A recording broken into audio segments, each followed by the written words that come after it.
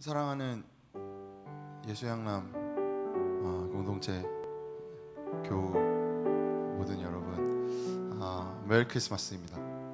우리 양옆에 아무도 안 계셔도 혹은 양옆에 익숙한 가족들이 있어도 같이 인사할까요? 메리 크리스마스.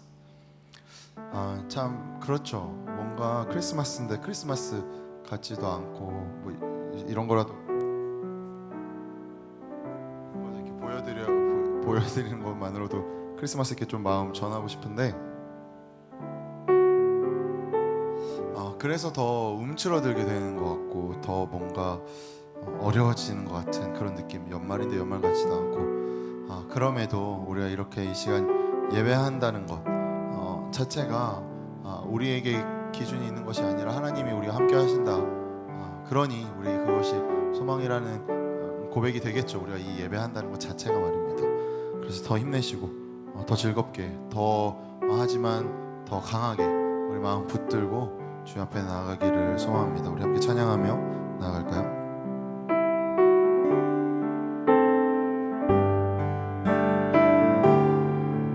주의 인자하신 그 사랑이 내 생명보다 나으며 위로하시니 주 손길은 내 눈물보다 귀하다.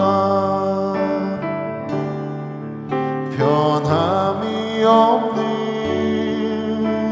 주 임재가 내 근심보다 가깝고 주님을 이신 그 보혈은 내 상처보다 진하다. 결국 내 주님과 함께 사는 것 나의 영원한 소원.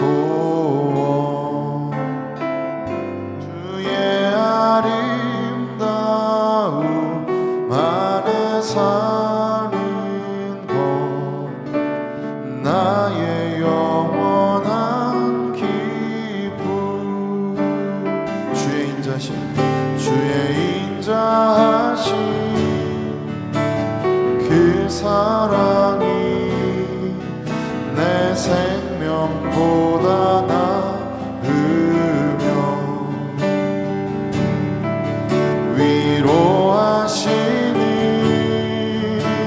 주 손길은 내 눈물보다 귀하다. 변함이 없는 주 임재가 내 근심보다 가깝고 주님을 이신 그 보혈은 내 상처보다 진하다. 결국 내 주님과 함께 사는 것 나의 영원한 소원. 주의 아름다움 함께 사는 것 나의 영원한 기쁨. 한 번 더 고백합니다. 주의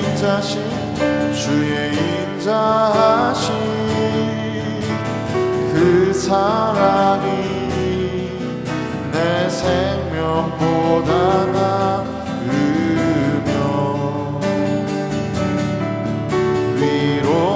위로하시는 주 손길은 내 눈물보다 귀하다. 변함이 없는 주 임재가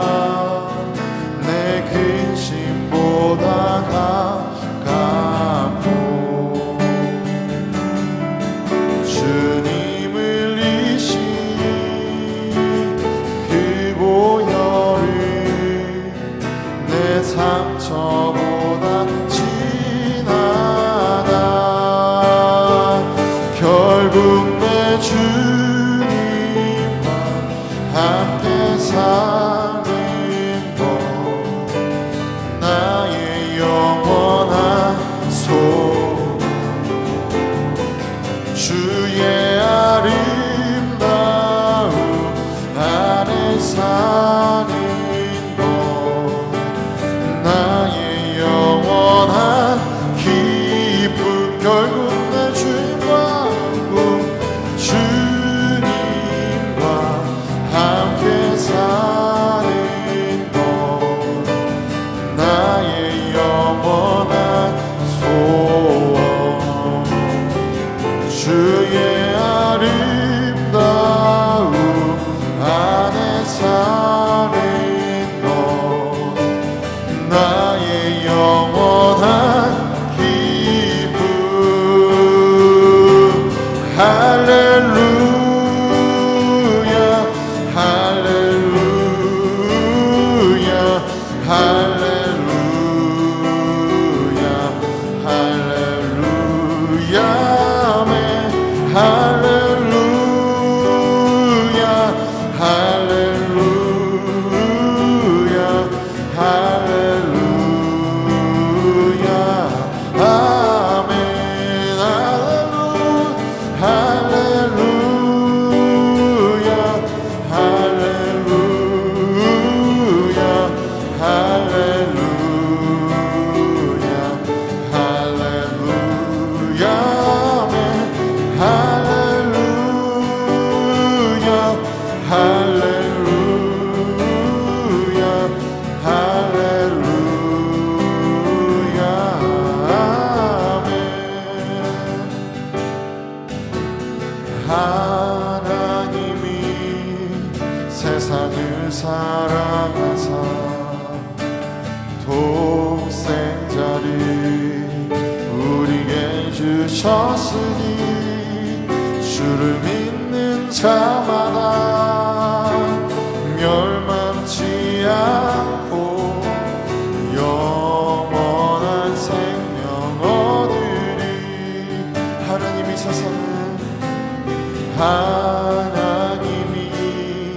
세상을 사랑하사 독생자를 우리에게 주셨으니 주를 믿는 자마다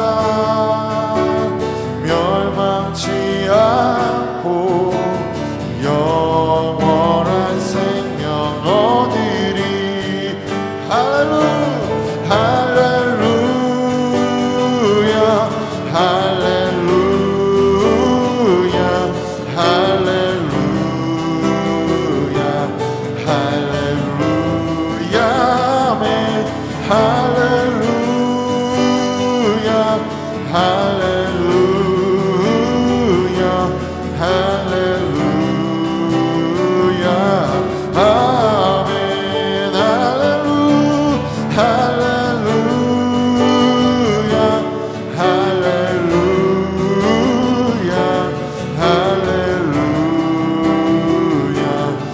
할렐루야 아멘. 할렐루야 할렐루야 할렐루야 아멘. 우리 시간 이 가사를 붙들고 주 앞에 기도하며 나아갑니다. 예 주님.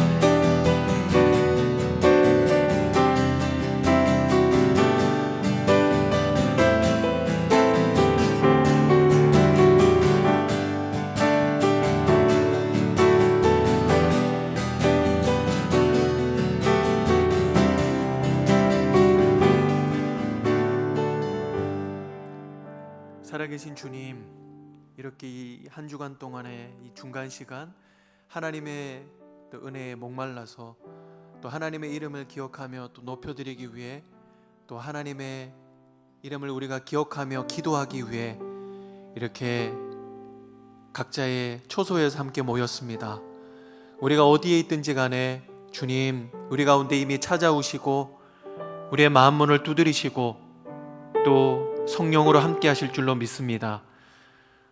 오늘 이 예배 가운데도 충만하게 역사하여 주시고 주님 홀로 영광 받아 주시옵소서.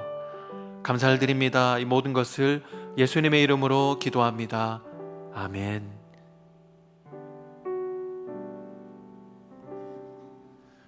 오늘 말씀 본문은 창세기 50장 15절에서 21절 말씀입니다.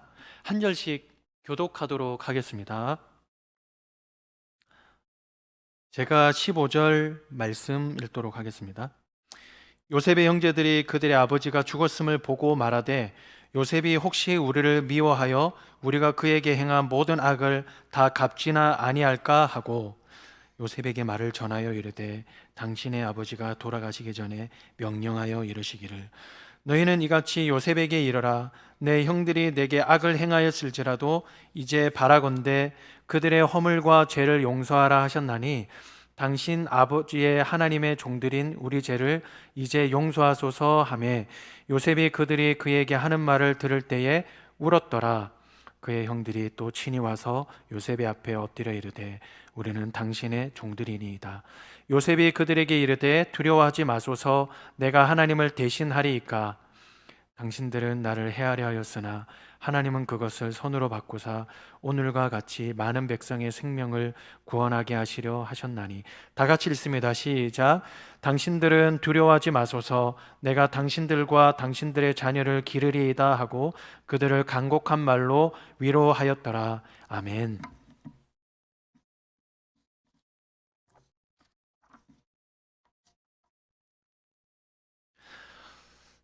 그분을 용서할 수 있을까요? 라는 제목으로 하나님 말씀을 함께 나누도록 하겠습니다.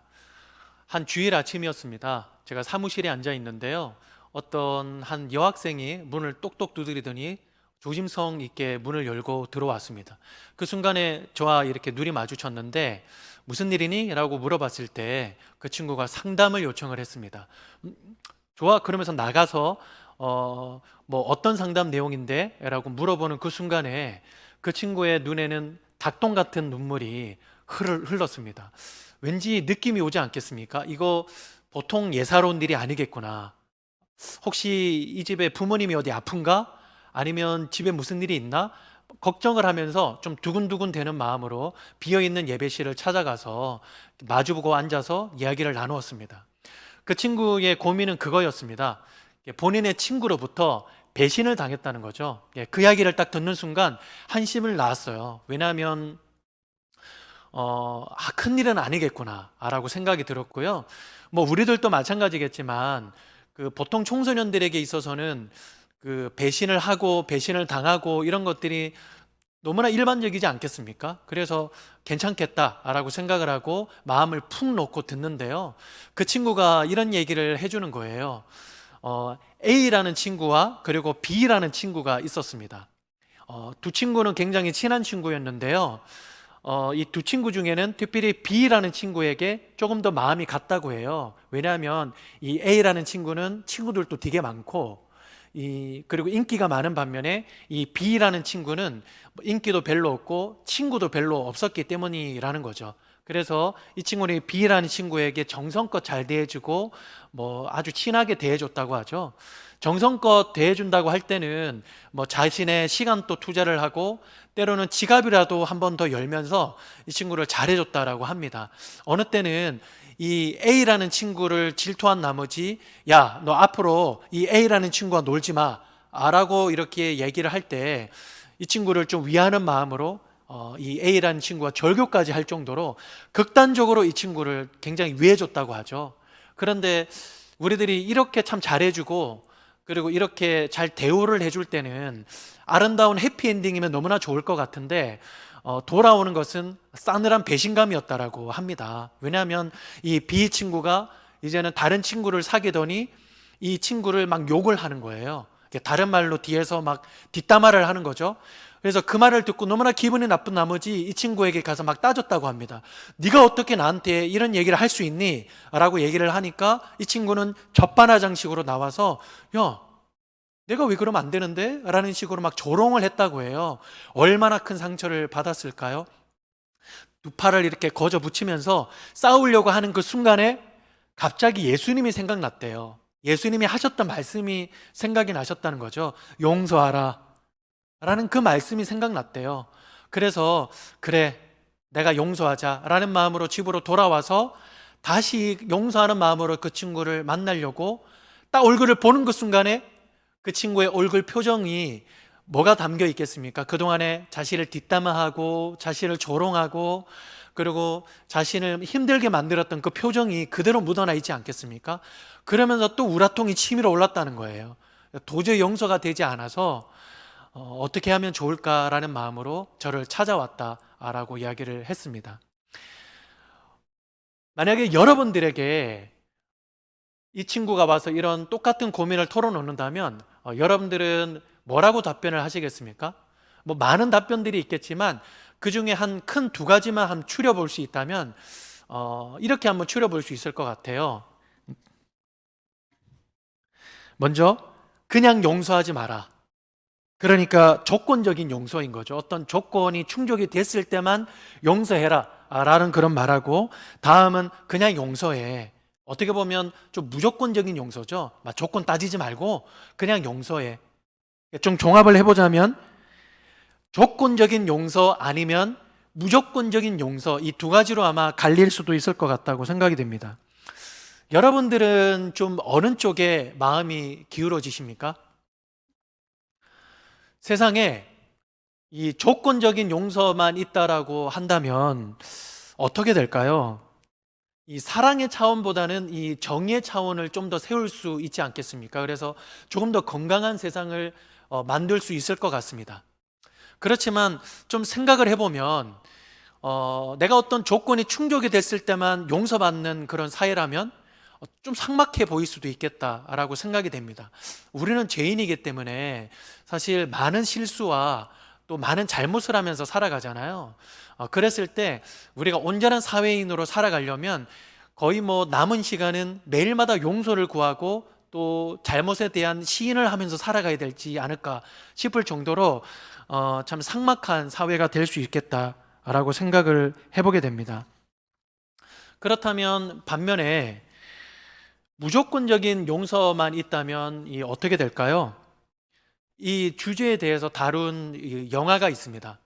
송혜교 주연의 오늘이라는 그런 영화가 있는데요. 이 영화의 그 주인공의 그 이름은 다혜라고 하는 여성입니다. 약혼자가 있었는데요. 이 약혼자가 뺑소니 자동차 사고로 인해서 갑자기 사망을 하게 됩니다. 가해자를 잡고 보니까 그 가해자는 너무나 안타깝게도 17살짜리 소년이었다는 거예요. 그래서 어떻게 하겠어요? 너무나 괴로웠지만 이 소년의 앞날이 또 창창하기 때문에 교도소에, 그러니까 소년원에 가는 것을 좀 염려한 나머지 청원서를 막 쓰기 시작했어요. 이 말은 무슨 말이냐면 그냥 무조건적으로 용서를 해주기를 결심을 했죠. 청원서를 썼을 때 그것이 잘 되어서 소년원으로 가야 되는 이 학생이 다시 학교로 돌아가게 됩니다. 시간이 한참이나 지났어요. 그래서 이 친구의 근황을 듣게 되었는데 자기의 기대에 바뀌었다는 거죠. 학교에서 학교 생활을 잘 할 거라고 생각을 했던 이 학생은 학교에 돌아가자마자 친구랑 다투다가 친구를 사망에 이르게 합니다. 그래서 교도소에 가 있는 거예요. 그래서 그 이야기를 듣고 이 다혜라고 하는 이 여성은 절규하게 됩니다.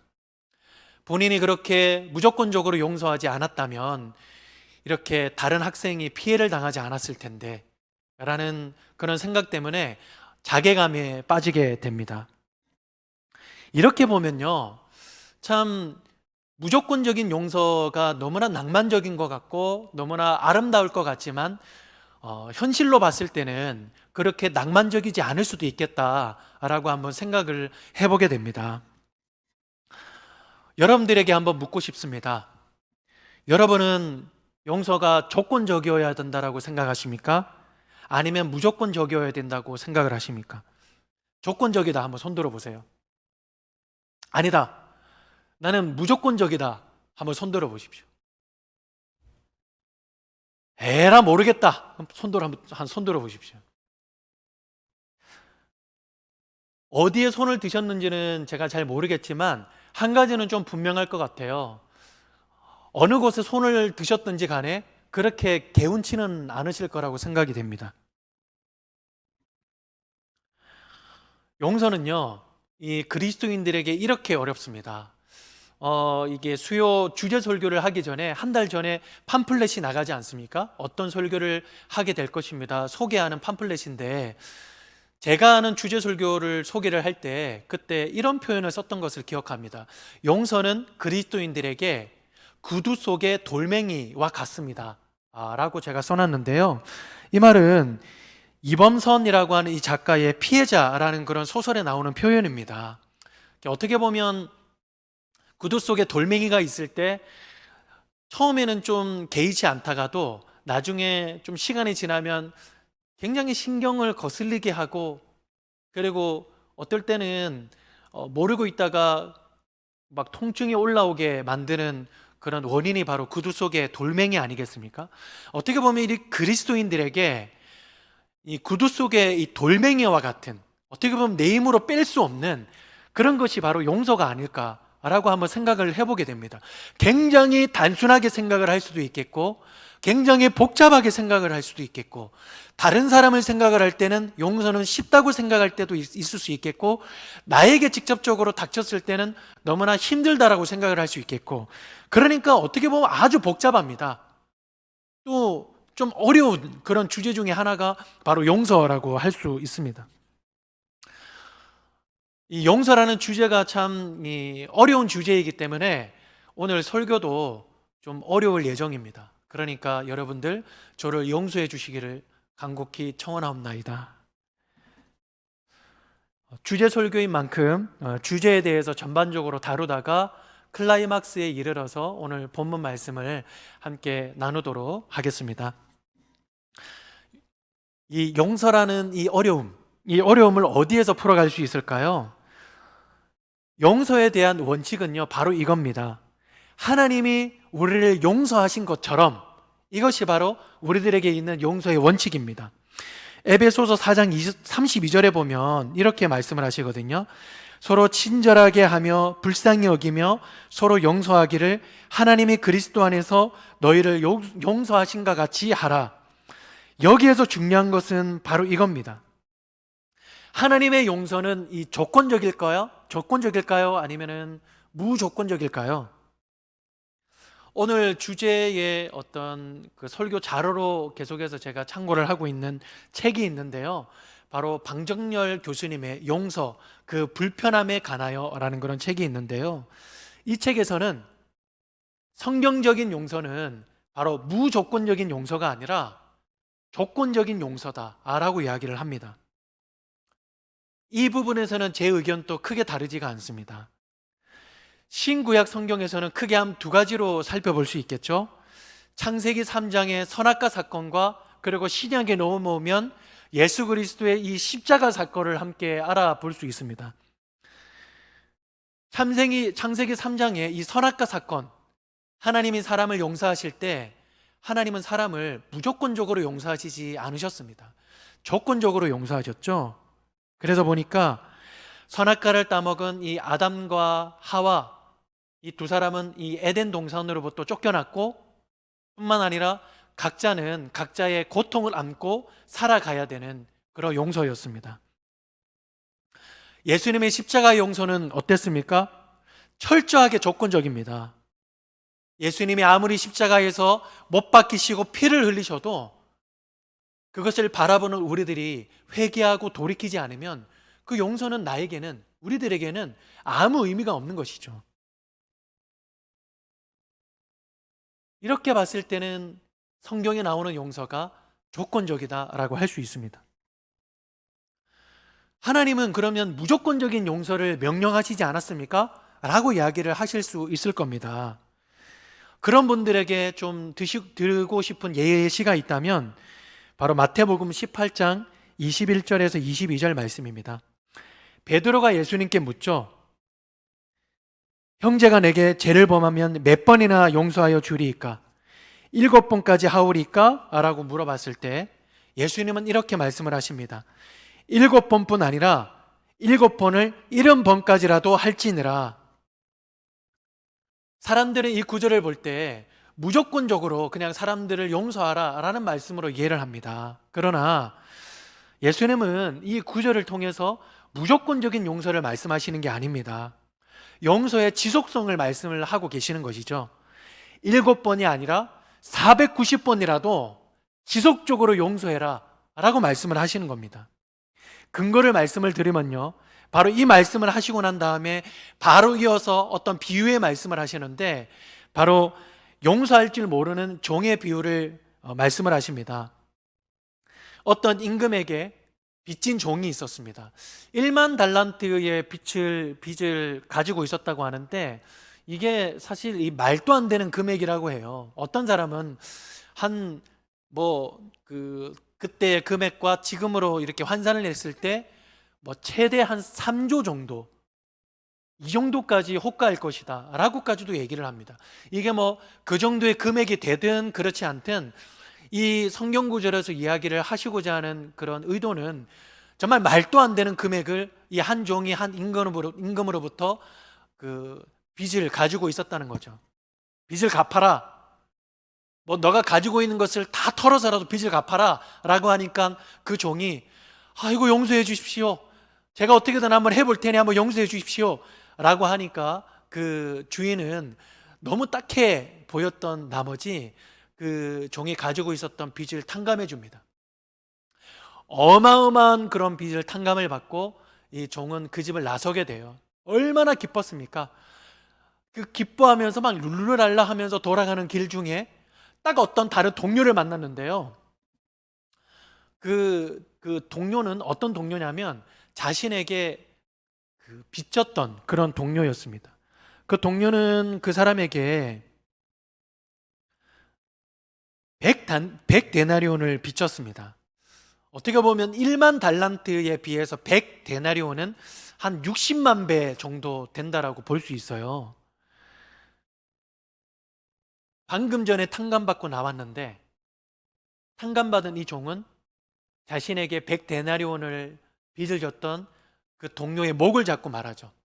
야, 빨리 빚을 갚아라. 똑같이 말합니다. 내가 어떻게 해서라도 빚을 갚을 테니 제발 좀 용서해 달라고. 그런 게 어딨냐? 그러면서 그 목을 잡은 것을 감옥에다가 그냥 가둬놓습니다. 이야기가 돌고 돌아서 나중에는 처음에 빚을 탕감해 주었던 임금의 귀에 들어가게 되죠. 그러면서 다시 소환을 하죠. 그러면서 내가 너를 그렇게 불쌍히 여겼는데 너는 다른 사람을 불쌍히 여기지 않느냐? 그러면서 다시 감옥에 집어넣는 그런 내용이 곧 이어서 나오게 됩니다. 이 말씀은요, 이 한 종에 대해서 용서를 하지 않는 것을 탓하시는 것이 아니라 용서를 간절히 요청을 했을 때 이 거부하는 이 무정함, 이 냉랭함에 대해서 탓하시고 계시는 겁니다. 오늘 말씀으로 한번 돌아가 볼까요? 창세기 50장 15절에서 21절 말씀으로 한번 가보면요, 요셉이 그 형들을 용서하는 그런 장면입니다. 사실 이 창세기 막바지의 부분에 보면 이 형들이 요셉을 얼마나 잔인하고 난폭하게 대했는지를 우리들은 잘 알지 않겠습니까? 그 요셉이 그렇게 사랑을 많이 받고 이쁨을 많이 받는다고 해서 시기와 질투로 막 이글거립니다. 형들에게 온 심부름꾼인 그런 그 요셉을 잡아다가 죽이려고 이제는 구덩이에다가 쳐 넣어버리죠. 이 구덩이라는 건요, 당시에 이 빗물을 보관하기 위해서 인위적으로 판 구덩이입니다. 그래서 내려가면 내려갈수록 이렇게 넓어지는 구조이거든요. 사람을 탁 하고 떨어뜨려 놓으면 그 사람 입장에서는 가면 갈수록 이렇게 넓어지는 구조이면 이렇게 땅을 밟고 올라가면서 나올 수 있는 그런 구조일 텐데 이 사람 입장에서는 가면 갈수록 이렇게 좁아지는 구조이잖아요. 그러니까 본인의 힘으로 나올 수가 없습니다. 또 성경에 보니까 물이 말랐더라 라는 말씀이 있습니다. 어떻게 보면 물이 마르던 마르지 않던 이 요셉 입장에서는 생명에 지장이 가는 그런 현실이라고 할 수 있습니다. 왜냐하면 빗물이 가득 차고 거기다가 요셉을 집어넣었을 때는 요셉이 어떻게 되겠어요? 익사하지 않겠습니까? 그리고 물이 없었습니다. 사람이 생존할 수 있는 어떤 최소한의 그 기준이 뭐죠? 바로 물을 마시는 거 아니겠습니까? 살아갈 수 있는, 생존할 수 있는 최소한의 어떤 그 기준도 충족되지 못하는 구덩이에다가 그냥 갖다가 쳐 놓았습니다. 본인들의 어떤 그 양심의 가책이 조금 밀려올까봐 순전히 본인의 어떤 중심적인 마음으로 그렇게 했겠죠. 지나가는 그 상인들에게 팔아버립니다. 거기가 어딥니까? 가면 절대로 돌아올 수 없는 그런 애굽 땅에 종으로 팔아버려요. 이거는 어떻게 보면 생물학적으로 사람을 죽일 뿐만 아니라 거의 사회학적으로 사람을 그냥 죽여버리는 그런 의도라고 할 수 있습니다. 요셉은 종의 집에서 감옥으로 갇혔습니다. 그 감옥에 있다가 나중에는 총리의 자리까지 올라가는 입지전적인 인물이라고 할 수 있습니다. 그 요셉이 나중에 형들을 만나서 형들을 용서하는 거죠. 여러분 한번 제가 여쭤보기를 원합니다. 만약에 형들이 이 요셉에게 정말 진심으로 사과하고 사죄하는 말과 또 행동을 하지 않았다면 요셉은 이 형들을 용서했을까요? 아니 용서를 했다면 그게 의미가 있었을까요? 여전히 요셉에 관해서 막 포악한 행동을 하고 포악한 심보를 유지를 했다면 제가 생각을 했을 때는 요셉은 용서하지 않았을 것입니다. 이 구절의 뒤편에 보면 형들의 마음이 바뀌어지고 진심으로 삶이 바뀌어지는 그런 모습을 우리들이 볼 수 있습니다. 특히 이게 요셉의 동생인 베냐민을 대하는 모습을 보면 알 수 있는데요. 요셉은 형들이 있는 곳에서 그 베냐민에게 음식을 5배나 더 줍니다. 예전에는 막 시기와 질투로 막 이글거렸잖아요. 그런데도 이 형들에게는 이 시기와 질투가 보이지 않습니다. 나중에는 베냐민을 그냥 종으로 삼고 너희들은 다 집으로 돌아가라 라고 요셉이 그렇게 했을 때 그 전이었다면 본인들만 생각했던 그런 형들이었다면 야 내가 살았으면 됐다 그러면서 걸어만 나 살려라 그러면서 막 집으로 돌아갔겠죠. 그런데 변화된 이 형들은 요셉을 생각을 해서 그런지 간곡히 부탁합니다. 베냐민을 놓아주십시오. 베냐민을 살려주십시오. 그렇지 않으면 절대로 안 됩니다. 이것은 본인들의 생명도 위협이 될 수도 있는 거고 본인들이 종으로 팔려갈 수 있다는 것이죠. 바로 이런 변화들이 그 형을 통해서 나타나는 것을 볼 수 있습니다. 이쯤에서 정리하면 하나님의 용서는 무조건적이 아니라 바로 조건적이다라고 볼 수 있습니다.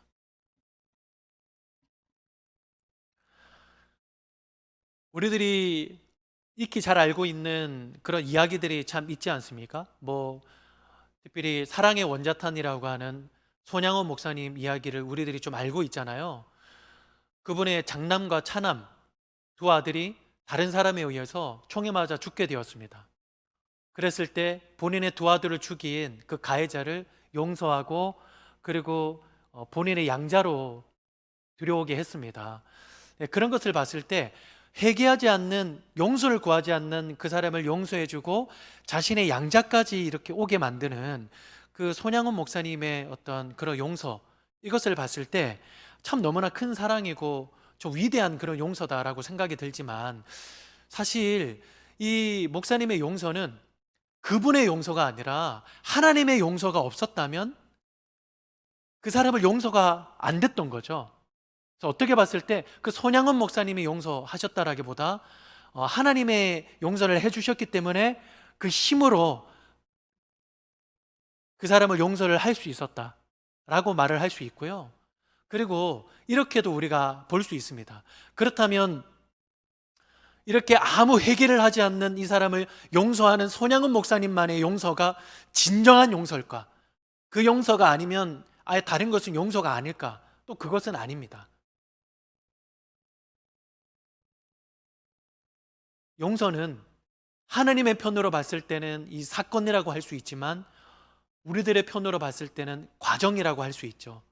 때로는 실패하고 때로는 무너질 수 있지만 그러나 여전히 이 용서의 과정을 걸어가는 그것이 바로 우리들에게 필요한 용서가 아닐까라고 한번 생각을 해보게 됩니다. 오늘 본문에서는요, 용서에 대해서 더 큰 그림을 보여줍니다. 바로 하나님의 관점에서 용서를 대하는 것이죠. 용서를 구하는 형들에게 요셉은 다음과 같이 말합니다. 19절과 20절 한번 다 같이 한번 읽어볼까요? 시작. 요셉이 그들에게 이르되 두려워하지 마소서, 내가 하나님을 대신하리이까. 당신들은 나를 해하려 하였으나 하나님은 그것을 선으로 바꾸사 오늘과 같이 많은 백성의 생명을 구원하게 하시려 하셨나니 라고 얘기를 했어요. 요셉은 이 형들을 용서를 할 때 하나님의 관점을 가졌습니다. 상대방이 아무리 사죄하고 용서를 구해도 우리는 잘 안 될 때가 너무나 많이 있지 않습니까? 여전히 힘듭니다.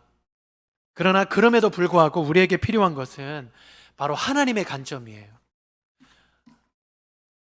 나의 경험에 뿌리를 박고 그 뿌리를 박은 관점으로 사람들을 볼 때에 용서가 어느 때는 됐다가 어느 때는 안 되는 거죠. 어떨 때는 막 변덕이 죽 끓듯이 왔다 갔다 하게 되는 것입니다. 그러나 이 하나님의 이 관점에 뿌리를 내리고 하나님이 나를 용서하신 것을 내 마음속에 품기 시작할 때에 그전에는 나의 중심으로 다른 사람들을 보았을 때와는 다르게 다른 시각이 열리게 되고 다른 여유가 열리게 되는 것입니다.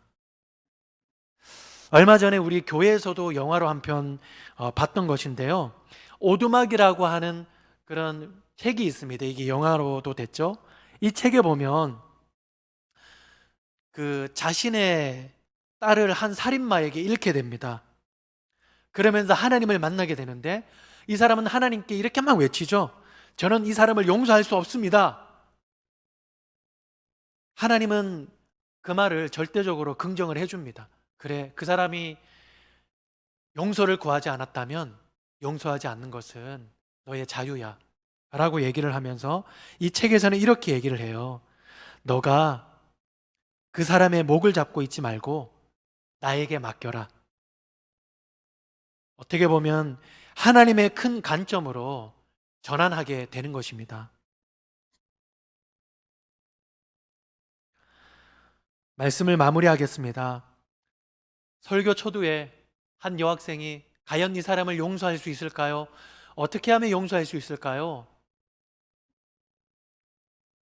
라고 물었던 그 물음에 여러분들은 무엇이라고 답변할 수 있겠습니까? 용서는 참 복잡하고 너무나 어려운 것입니다.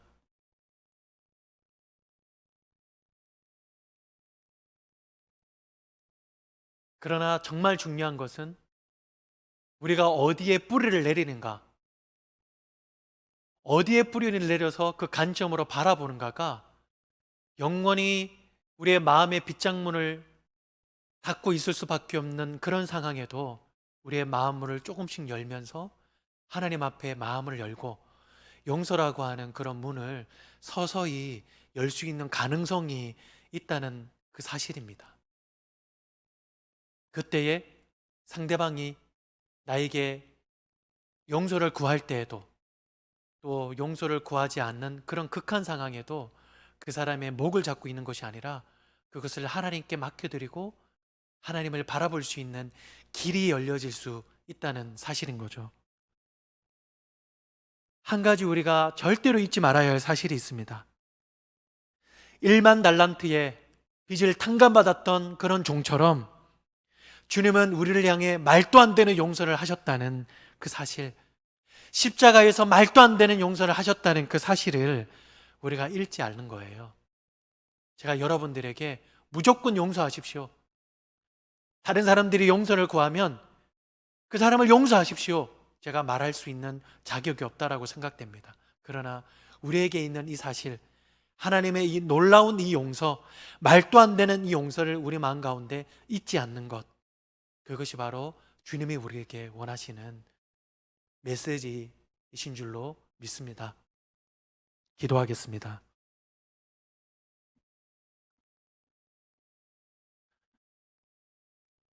하나님, 부족한 종이 감히 용서에 대해서 함께 이야기를 나누었습니다. 용서는 너무나 어렵고 또 용서는 너무나 복잡한 그런 주제입니다. 하나님, 그러나 성경 속에 나오는 용서는 무조건적인 용서가 아니라 바로 조건적인 용서라는 사실을 하나님, 우리가 깨닫게 되기를 간절히 소망합니다. 그래서 하나님, 용서할 수 없는 그 사람을 앞에 놓고 나는 왜 용서할 수 없는가, 스스로 자괴감에 빠지고 스스로 정죄감에 빠지고 스스로 지옥을 걷는 사람이 있다면 참 자유하게 주님 도와주시옵소서.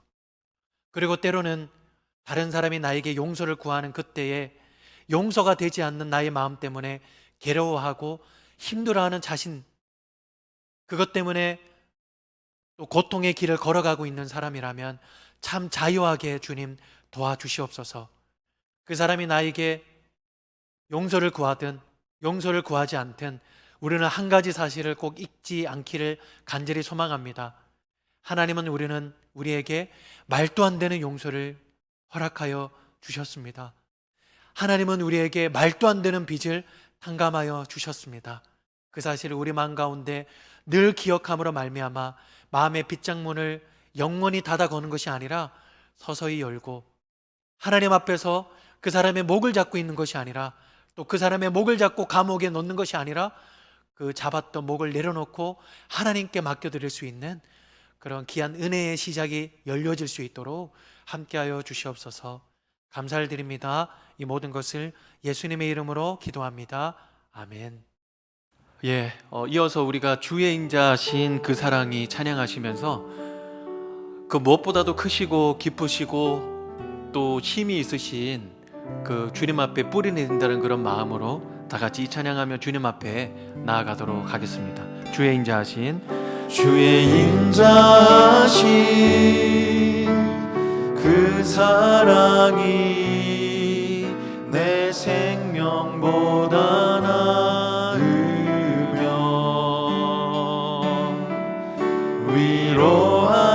위로하시는 주 손길은 내 눈물보다 귀하다. 변함이 없는 주임제가 변함이 없는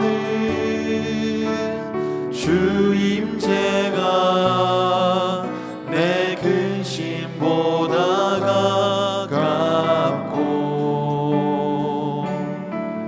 주님 흘리신 그 보혈은 내 상처보다 진하다. 결국 내 주님과 함께 사는 것 나의 영원한 소원. 주의 아름다움 아래 사는 것 나의 영원한 기쁨. 주의 인자하신 그 사랑이 주의 인자하신 그 사랑이 내 생명보다 나으며 위로하시는 주 손길은 내 눈물보다 귀하다. 변함이 없는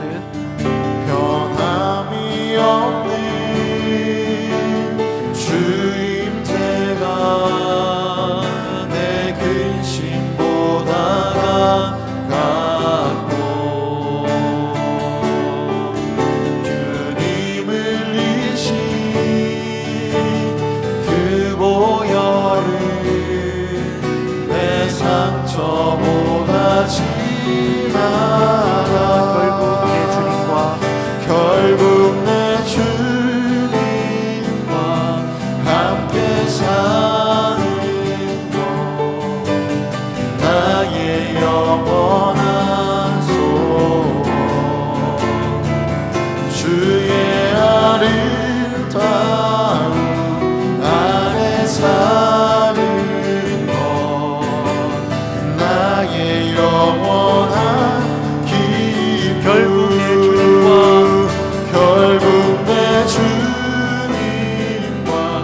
함께 사는 것 나의 영원한 소원 우리의 아름다움 안에 사는 것 나의 영원한 기쁨. 이 시간 우리가 다 같이 말씀을 통해서 나오는 기도의 제목들로 함께 기도하도록 하겠습니다. 여러분들의 보시는 앞에 오늘 기도 제목이 한 가지이거든요. 이 한 가지를 우리 모두가 다 같이 읽고 함께 좀 기도하기를 원합니다. 다 같이 읽겠습니다. 시작. 1만 달란트를 탕감받은 종처럼 우리도 말도 안 되는 용서를 받았습니다. 나와 다른 사람을 바라볼 때 이 용서를 잊지 않게 하옵소서. 하나님의 눈으로 나와 우리들을 보게 하옵소서. 말씀에서도 잠깐 소개를 했지만 같은 용서라고 할지라도 내가 어디에 뿌리를 내리는가에 따라서 내가 용서의 빗장을 열 수 있는가 없는가가 결정이 될 수 있습니다. 우리의 마음문을 영원히 열고 사랑한다고 용서한다고 하는 것은 어찌 보면 불가능할 수 있습니다. 그러나 하나님께 뿌리를 내리고 나를 바라보고 우리를 바라보고 세상을 바라볼 때 그 닫혔던 빗장을 열 수 있는 용기가 생길 줄로 믿습니다. 이 시간 나의 이야기가 아니라 하나님의 이야기, 이 용서가 오직 하나님으로 인하여서 가능할 줄로 믿습니다. 주님, 하나님의 용서를 먼저 잊지 아니하도록 도와주시옵소서. 하나님의 눈으로 나와 우리들을 볼 수 있는 용기를 허락하여 주시옵소서. 우리가 그런 마음으로 다 같이 한번 기도함으로 나아가도록 하겠습니다. 기도하겠습니다. 하나님, 그렇습니다. 용서는 어느 때는 나의 이야기였다가 도저히 나와 상관이 없는 이야기일 때가 너무나 많이 있습니다. 어떨 때는 너그럽게 용서해주다가 어떨 때는 도저히 용서할 수 없을 만큼 불화통이 그냥 치밀어 오를 때가 너무나 많이 있습니다. 하나님, 그것은 바로 저희의 이야기가 아님을 고백합니다. 하나님의 이야기임을 고백합니다. 주님, 그냥 날아가는 곳에 하나님 뿌리를 내리고 해석하고 바라보는 것이 아니라 하나님의 그 사랑 안에 하나님의 용서 안에 날마다 뿌리를 내리고 나와 이 세상을 바라보고 다른 사람을 바라볼 수 있도록 아버지 하나님 도와주시옵소서. 하나님, 정말 용서할 수 있는 용기를 허락하여 주시옵소서. 다른 사람이 나에게 무엇이라고 하든 하나님 나에게 고백을 하든 하지 않든 아버지 하나님 나의 마음의 빗장을 열고 하나님의 용서를 가지고 나아갈 수 있도록 도와주시옵기를 간절히 소망합니다. 하나님, 나의 이야기가 아니라 하나님의 이야기가 될 수 있도록 도와주시기를 원합니다. 하나님, 그럴 때에 하나님, 이것이 하나님 가능한 이야기가 될 줄로 믿습니다. 아버지 하나님, 은혜를 도와여 주시옵소서. 하나님 아버지, 도와여 주시옵기를 원합니다. 하나님, 내가 이 시간 감히 용서할 수 없고 아버지 하나님 끝까지 제가 목을 잡고 있는 하나님 아버지 그런 사람이 있다면 내려놓기를 간절히 소망하며 하나님께 맡겨드리기를 소망합니다. 하나님, 도와주시옵소서. 하나님의 은혜를 부어주시옵소서. 그렇지 않으면 하나님 온전히 나아갈 수 없음을 고백합니다. 하나님, 도와주시옵소서. 하나님 아버지, 도와여 주시옵소서.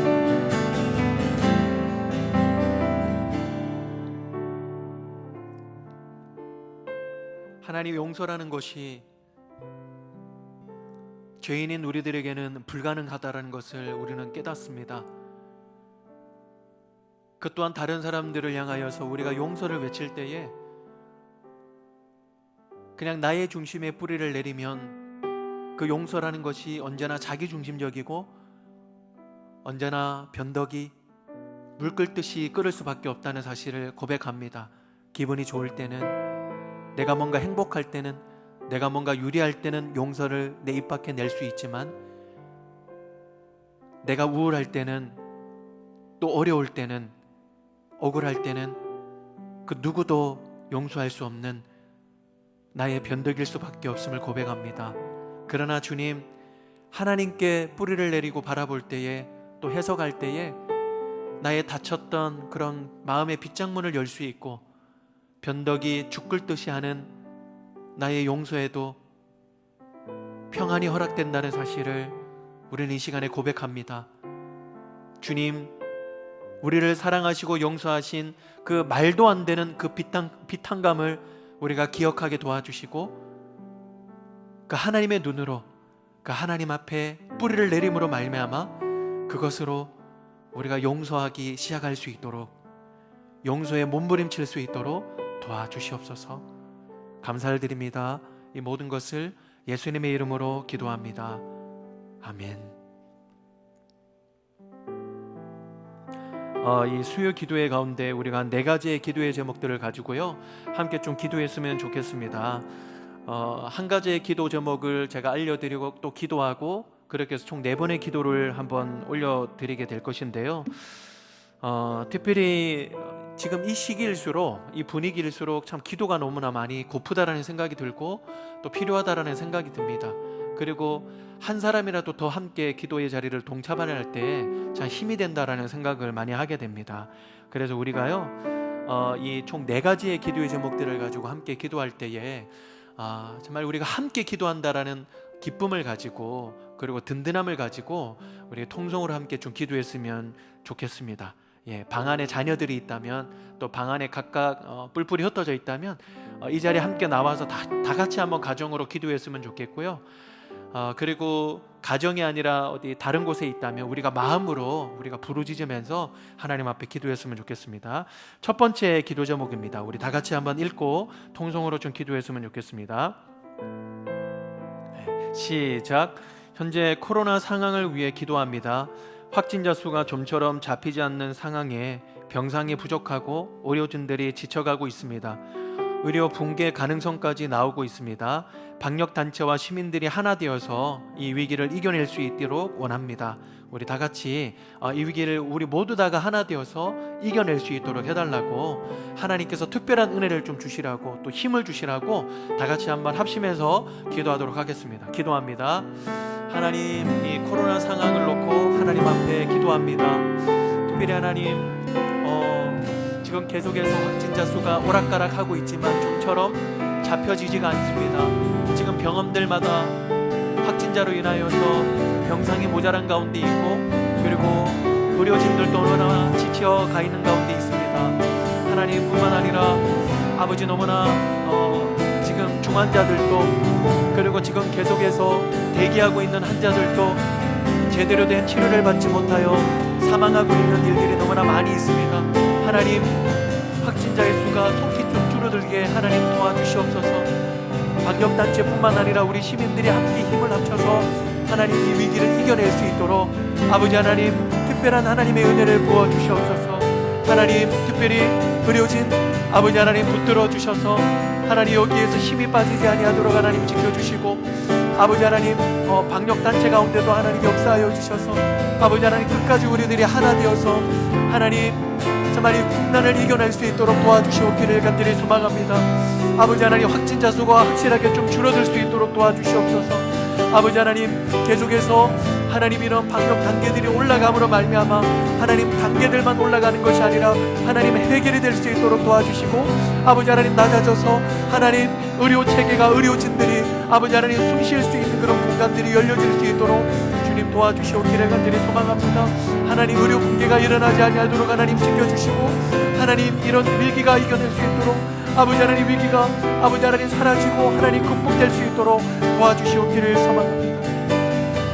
하나님 아버지, 도와여 주시옵기를 소망합니다. 아버지 하나님 도와주시옵소서. 하나님 도와여 주시옵소서. 하나님 그 위기 가운데 우리들이 승리할 수 있도록 도와주시기를 원합니다. 하나님 이겨낼 수 있도록 도와주시옵고, 하나님 이겨낼 수 있는 힘을 아버지 하나님 우리가 공동체 의식으로 말미암아 승리해 나갈 수 있도록 도와주시옵소서. 하나님 도와주시옵소서. 하나님 도와주시옵소서. 아버지 하나님 도와주시옵소서. 두 번째 기도의 제목 다 같이 읽고 함께 기도하도록 하겠습니다. 시작. 온라인 예배를 위해 기도합니다. 성탄 예배와 송구 영신 예배가 온라인으로 드려질 예정입니다. 온라인을 통해서도 우리 전 성도들이 주님의 오심을 기뻐하는 성탄 예배가 되기를 원합니다. 송구 영신 예배를 통해 올해를 잘 마무리하고 새해를 소망하는 마음으로 맞이하는 시간 되기를 원합니다. 특별히 이번 성탄절과 그리고 송구 영신 이 온라인 예배에서는 우리 각자들이 하나님 앞에 나아가는 시간일 뿐만 아니라 온 가정이 하나 되어서 주님의 오심을 기뻐하고 올해를 잘 마무리하고 소망으로 내년 한 해를 준비할 수 있는 그런 예배가 될 수 있도록 해달라고, 가족들로 지금 이 시간에 예배를 하고 또 기도하고 계신다면 우리 가족들 다 같이 한번 손을 붙들어 볼까요? 손을 함께 붙들어서 우리 앞으로 드려지게 되는 이 온라인 예배를 위해서 함께 좀 기도했으면 좋겠고요. 그래서 이 온라인 예배가 그저 그냥 장면만 보고 그냥 인터넷으로만 드려지는 그런 예배가 되는 것이 아니라 가정 예배가 부흥할 수 있고 또 가정의 소망이 일어날 수 있고 또 가정이 서로 힘을 얻을 수 있는 그런 능력의 예배가 될 수 있도록 해달라고 우리 가정들 함께 기도했으면 좋겠고, 혼자 예배를 드리시는 우리 솔로분들이나 아니면 지금 혼자 예배를 드리시는 분들은 가슴팍에 손을 한번 얹으시고요. 하나님, 교회된 제가 있습니다. 하나님, 제가 이 예배를 통하여서 하나님을 기뻐하고 하나님을 소망할 수 있는 그런 예배가 될 수 있도록 해달라고 우리 다 같이 한번 기도하도록 하겠습니다. 기도합니다. 하나님, 온라인 예배를 위하여 기도합니다. 아버지 하나님, 우리 특별히 가까운 예배에서는 주님 오심을 기뻐하는 우리 성탄 예배가 있습니다. 하나님, 주님 오심을 너무나 기뻐할 수 있는 성탄 예배가 될 수 있도록 하나님 아버지 도와주시옵소서. 아버지 하나님, 특별히 우리가 가정별로 예배를 드린다면 하나님 예배가 하나님 가정이 모두 다가 하나 되어서 예배할 수 있는 그런 귀한 기회가 될 수 있도록 도와주시옵기를 주님 소망합니다. 아버지 하나님, 그리고 송구 영신 예배 가운데도 하나님 뿔뿔이 흩어져 예배를 드리는 것이 아니라 아버지 하나님 가정이 하나 되어서 아버지 하나님 모두 다가 한 자리에 모여서 예배할 수 있는 그런 시간 될 수 있도록 주님 도와주시옵소서. 하나님, 여의치 못하여서 아니면 여전히 지금 솔로이기 때문에 혼자서 예배를 드리는 아버지 하나님 그런 사람이 있습니까? 하나님, 우리의 총 있는 그런 자리에서 가슴팍에 손을 얹고 하나님 앞에 기도합니다. 하나님, 교회된 우리들이 주님의 가정을 이룰 때에 하나님 특별히 나라는 가정이 하나님 앞에 온전히 설 수 있도록 도와주시고 주님의 오심을 기뻐하고 또 내년을 소망하는 마음으로 나아갈 수 있는 나라는 가정이 될 수 있도록 도와주시옵기를 소망합니다. 아버지 하나님, 온전히 우리가 온라인 예배를 준비하게 도와주시고 온라인 예배를 준비하는 모든 한 사람 한 사람 가운데 하나님의 귀한 은혜를 부어주시옵기를 소망합니다. 하나님, 소망하는 마음으로 우리가 준비하기를 원합니다. 하나님, 채워주시옵소서. 세 번째 기도 제목입니다. 오늘 성도 여러분들께 문자로 보내드린 기도 제목인 내용인데요, 마음으로 함께 올려드리는 기도입니다. 우리 다 같이 한번 좀 읽어봤으면 좋겠습니다. 첫 번째, 김영자 권사를 위해서 함께 기도했으면 좋겠는데요, 다 같이 읽겠습니다. 시작. 폐암사기에 투병 중임에도 오직 주님을 바라보며 평안 가운데 머물 수 있는 은혜를 주시고 육체적인 고통을 이길 수 있는 힘과 시간을 허락하소서. 두 번째, 우리 김정아 집사님 기도 제목 다 같이 읽습니다. 시작. 이석증이 심해져 정상적인 생활이 힘든 상태입니다. 원인이 밝혀지고 치료의 길이 열리게 하소서. 세 번째, 박지숙 집사님 다 같이 읽고 기도하겠습니다. 오늘 갑상선 조직 검사를 진행했습니다. 마음의 평안을 허락하시고 검사 결과에 따른 이후의 치료 일정이 순적하게 진행되게 하옵소서. 자, 이주의 집사님 다 같이 읽습니다. 시작. 어머니 이성숙 권사님 71세 권사님입니다. 갑상선 저하증으로 약 드시는 중인데 보름 동안 우유 외에 아무것도 못 드시는 상태에 있습니다. 검사를 통해 병의 원인이 밝혀지고 치료의 길이 열리게 하소서. 그리고 다섯 번째, 읽습니다. 시작. 2.5단계 플러스 알파 코로나 상황으로 우리 일상이 커다란 제약과 삶의 위협이 현실이 되고 있습니다. 모든 어려움 중에 고난을 통과할 은혜와 힘을 주시고 더욱 믿음과 사랑으로 우리의 일상을 채우는 지혜와 선한 마음을 허락하여 주시기를 기도합니다. 이 시간에 우리 네 분의 성도님들과 그리고 마지막 알파의 그런 기도의 제목을 함께 나누는데요, 눈을 뜨고 그 내용을 보시면서 그 문자가 있으시다면 문자를 보시면서 그리고 지금 화면에 나오는 내용을 보시면서 좀 함께 기도해 주셨으면 너무나 좋겠고, 이분들 외에 지금 생각나시는 성도님들 계신다면 그분들의 이름을 불러가시면서 한우분들을 위해서 좀 기도했으면 좋겠습니다. 한우분들 뿐만 아니라 지금 경제적으로 또 물질적으로 또 정서적으로 힘들어하시는 분들이 또 있으십니다. 또 그분들을 기억하시면서 함께 중보하며 기도해 주셨으면 좋겠고, 그리고 개인적으로 기도하시는 분이 어디 육신적으로 아프신 분들이 계신다면, 그리고 경제적인 광야의 길을 걸어가신다면 역시나 본인의 가슴팍에 손을 얹으시고 본인을 위해서 함께 좀 기도해 주셔도 괜찮겠습니다. 지금 이 시간 한우분들과 그리고 경제적인 광야의 길을 걷는 분들을 위해 기도하시는 거니까요. 다 같이 한번 좀 기도했으면 좋겠는데 한 3분 동안 자유롭게 좀 기도했으면 좋겠습니다. 눈 뜨고 보시면서 기도하셔도 괜찮습니다. 다 같이 기도합니다. 시작. 주님, 우리 김영자 권사를 위하여 기도합니다. 폐암 사기 투병 중이십니다. 주님을 바라보게 도와주시고 평안 가운데 머물 수 있는 은혜를 허락하여 주시고 육체적인 고통을 이길 수 있는 힘과 시간을 허락하여 주시기를 소망합니다. 주님, 은혜를 부어주시옵소서.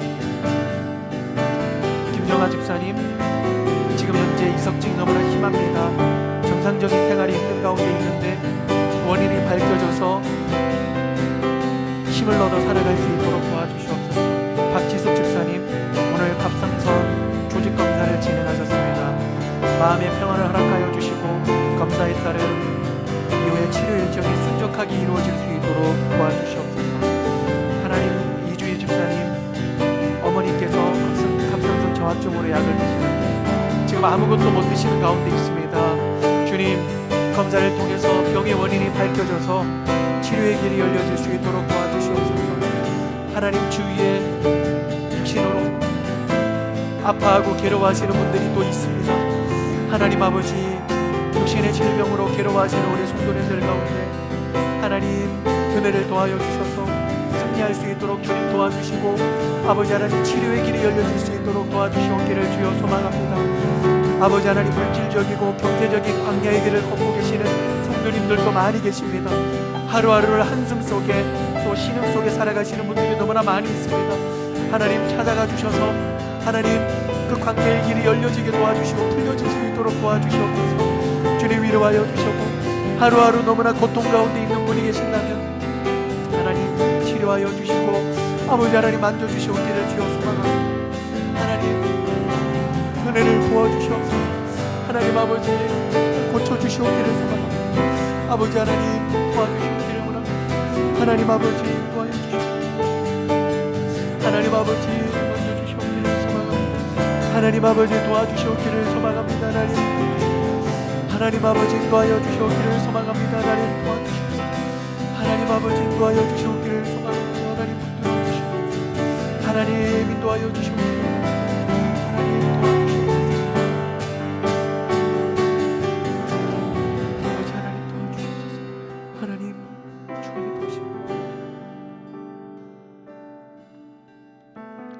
이 시간 우리가 네 번째로 함께 기도하도록 하겠습니다. 다 같이 읽겠습니다. 시작. 교회 일꾼으로 세우신 분들을 위해 기도합니다. 담임 목사님의 영육간의 강건함과 일꾼으로 불러주신 교육자분들, 당회원분들, 각 팀장분들, 초원지기분들, 목자분들, 교사분들, 각양각처에서 섬기는 일꾼들이 하나님 나라의 기쁨과 강건함으로 충만하시기를 원합니다. 기도해 주시고요. 그리고 교회에서 사역하시는, 또 교회에서 봉사하시는 분들만 일꾼이 아니라 하나님이 허락하신 여러분들의 각 처소, 그리고 직장, 가정, 여기에서도 하나님은 우리를 일꾼으로 불러주셨습니다. 그래서 우리가 어느 자리에 있든지 하나님의 일꾼으로서 하나님의 사명을 잘 감당하고 또 하나님이 주시는 힘으로 하나님의 사명의 길을 우리가 잘 감당할 수 있도록 해달라고 우리 다른 분들을 위해서 기도해 주시고 또 본인을 위해서 함께 좀 기도했으면 좋겠습니다. 우리 다 같이 기도하도록 하겠습니다. 기도합니다. 하나님 아버지, 이 시간 우리 교회 일꾼들을 위하여 기도합니다. 특별히 우리 교회 일꾼으로 불러주신 또 담임 목사님과 또 여러 교육자분들, 또 당회원분들, 그리고 각 사연 팀장분들, 팀원분들, 그리고 초원지기분들, 또 목자분들, 그리고 우리 교사분들, 또 여러 부분에서 여러 방면에서 또 봉사하시고 섬기시는 그런 봉사자들이 계십니다. 하나님, 한 분 한 분 하나님께서 만져주셔서 하나님의 교회를 세우시는데 아버지 하나님, 정말 지치지 아니하고 또 무너지지 아니하도록 날마다 영육간에 강건함을 더하여 주시고 승리케 하여 주시옵기를 주여 간절히 소망합니다. 아버지 하나님, 뿐만 아니라 우리 각 가정에, 그리고 각 회사에, 그리고 우리 각 처소에 우리들을 일꾼으로 세워주셨습니다. 특별히 가정의 일꾼으로 세우신 주님의 가장들을 위하여 기도합니다. 하나님, 한 분 한 분 하나님께서 만져주셔서 귀하게 사용하여 주시고 하나님의 사명을 잘 감당하실 수 있도록 주님 도와주시옵기를 주여 소망합니다. 아버지 하나님, 간절히 소망하는 것은 각 직장에서 각 초소에서 일꾼으로 불러주셨는데 우리의 힘으로는 불가능합니다. 오직 하나님의 능력으로 우리들이 감당할 수 있도록 도와주시고 하나님의 힘으로 우리들이 감당할 수 있도록 아버지 하나님 도와주시옵기를 원합니다. 아버지 하나님, 이 시간에 각 가정의 가장으로 사용하시는 아버지 하나님, 우리 각 가장 그리고 혼자 계시지만 1인 가정을 세워가시는 우리 각 사람들을 위하여 하나님 기도합니다. 하나님의 교회가 될 수 있도록 도와주시고 어디 있든지 하나님의 사명을 감당할 수 있는 하나님의 사람들이 될 수 있도록 주님 도와주시옵기를.